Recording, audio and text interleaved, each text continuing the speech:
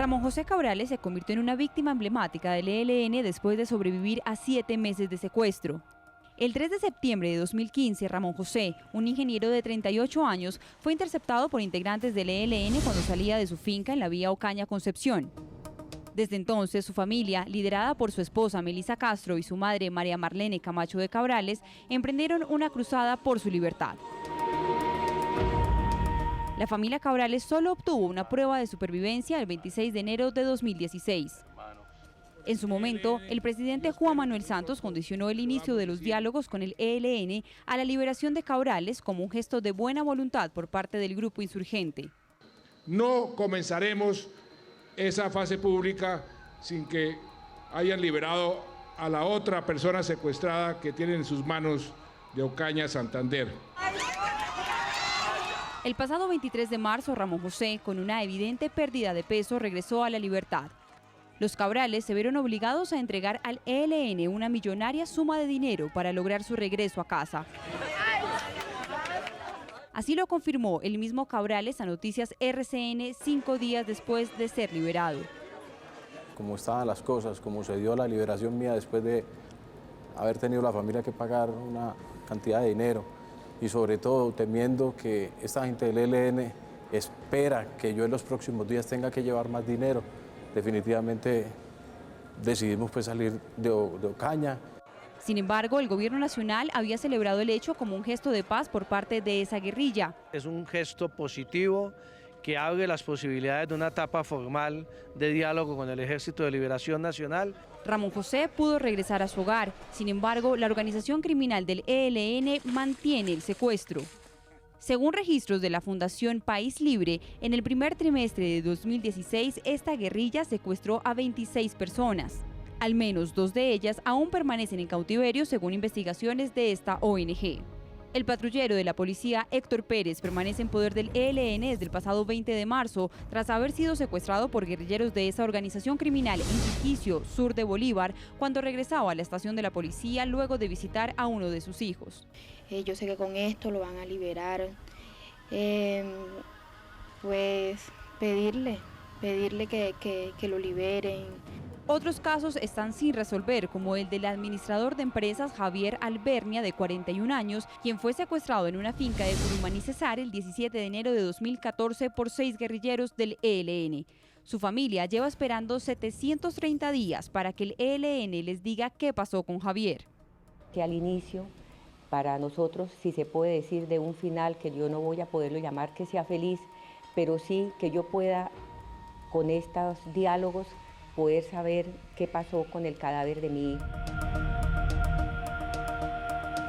Por su parte, la Defensoría Regional del Pueblo de Risaralda denunció que el Frente Cacique Calarcá del ELN tiene secuestrado a un niño de 3 años desde hace 9 meses.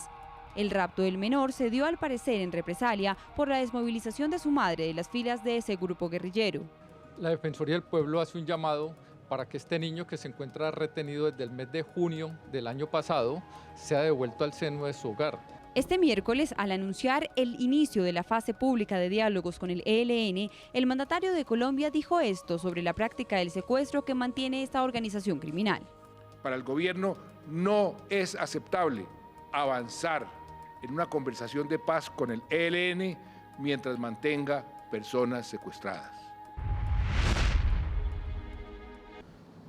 Regreso a Bogotá, Colombia. Señor Francisco Santos, el vicepresidente de Colombia, nos estaba pidiendo la palabra antes de este informe precisamente para comentar, y quiero conocer su opinión precisamente sobre esas declaraciones del presidente Juan Manuel Santos, a las cuales hacía alusión el senador Antonio Navarro. El presidente dice que pues, para el gobierno no es aceptable avanzar en una conversación de paz con el ELN mientras existan secuestrados, mientras este grupo mantenga secuestrados en su poder. No obstante, se anuncia una fase pública de conversaciones, estando el ELN o teniendo el ELN todavía muchas personas secuestradas.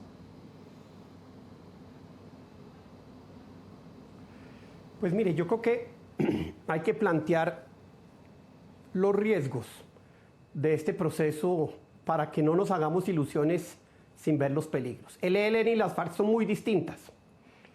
El mando unificado de las FARC no lo tiene el ELN. El ELN tiene los frentes casi que son autónomos para hacer lo que ellos quieran. Entonces, imponer una una decisión de que no secuestren no es tan fácil.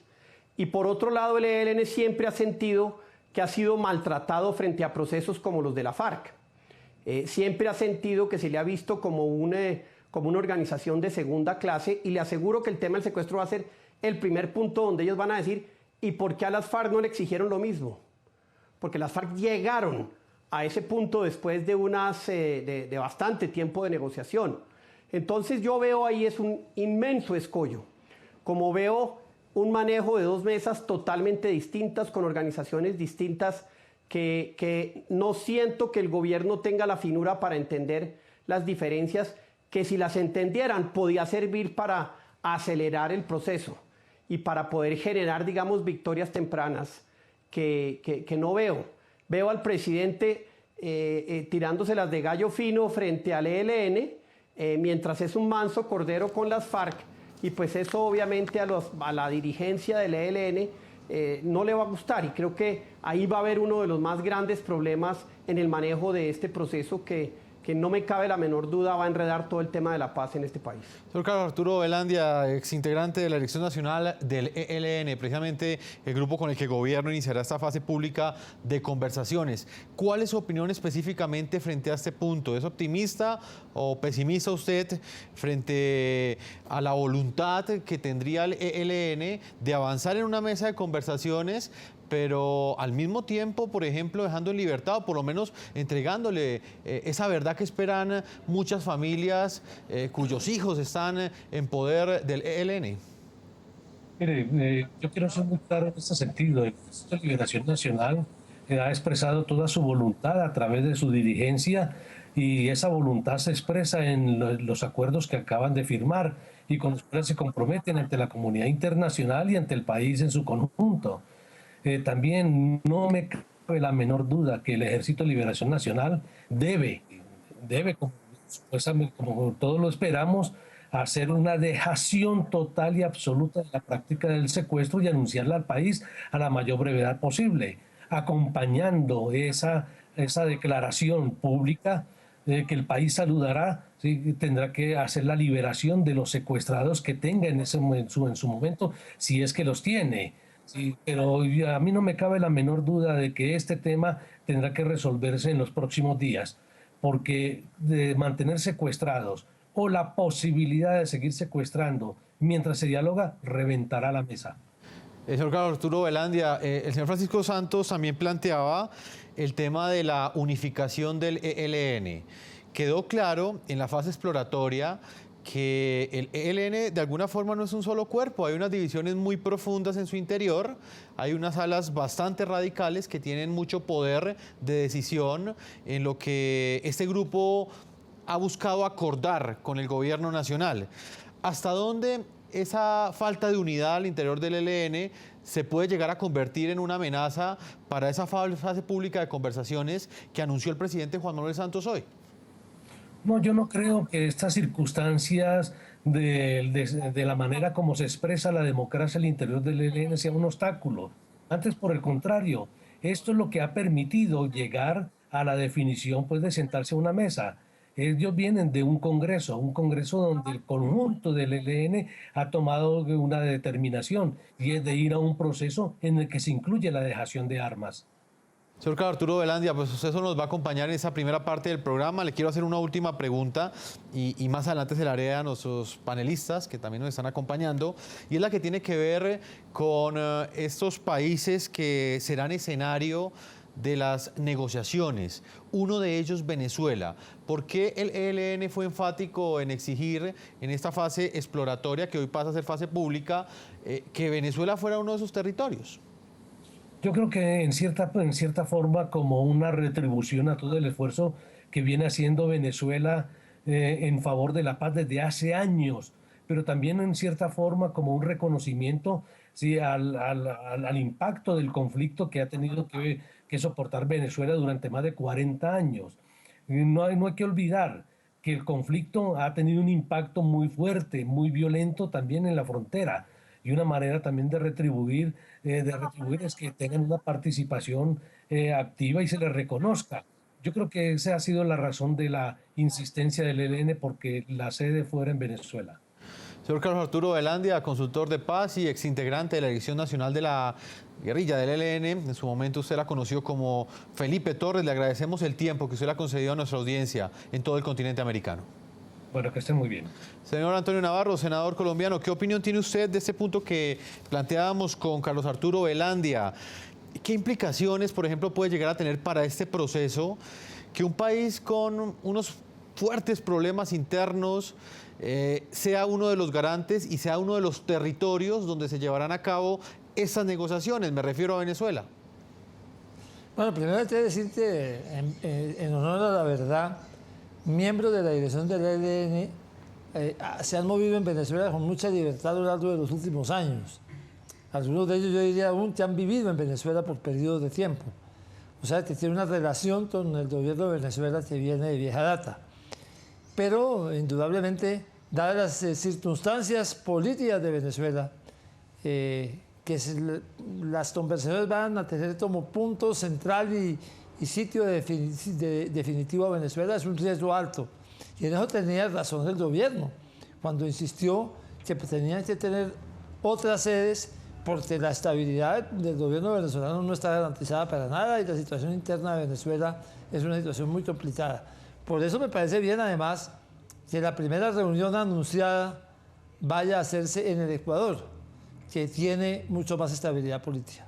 Y dicho sea de paso, pues es una reunión de la cual pues aún no conocemos la fecha, por lo menos el gobierno nacional ni el ELN la ha informado. Señor Francisco Santos, ¿qué opina usted de este punto en específico? Lo primero es que tiene un efecto negativo porque genera inmensa desconfianza, entre otras porque es que el gobierno de Venezuela no es neutral de ninguna manera. Toma partido claramente como lo ha tomado durante décadas. El ELN, desde que el chavismo entró al poder a finales de los 90, se instaló en Venezuela, totalmente. Hoy Pablito, creo que se llama uno de sus líderes, vive en el Amparo tranquilamente y delinque en Colombia.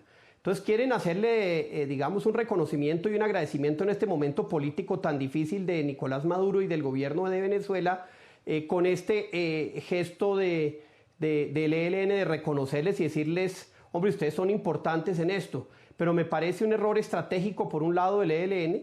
Me parece que eso genera desconfianza en Colombia, así como generó y genera algo de desconfianza un tanto menos Cuba con las FARC, pero lo de Venezuela sí es claramente un escenario en el que se juega con los dados absolutamente cargados. ¿Qué va a pasar allí? Pues en una situación política tan difícil y tan fluida como está hoy ese país, pues cualquier cosa puede pasar. Pero no me cabe la menor duda que la decisión del ELN tiene que ver con el hospedaje y la tranquilidad con que el gobierno venezolano le ha permitido al ELN y a las FARC vivir en Venezuela durante los últimos 18 años. Vamos a hacer una primera pausa a comerciales. Cuando regresemos estaremos hablando con nuestros panelistas, analizando desde dos ángulos opuestos cómo transcurrirán estos procesos de negociación. Por un lado, unas conversaciones que completan ya 3 años y 4 meses con las FARC, y por el otro, una fase pública de conversaciones que inicia el gobierno nacional con el ELN. ¿Serán o no compatibles estos dos procesos? En segundos volvemos al programa La Noche con nuestros invitados.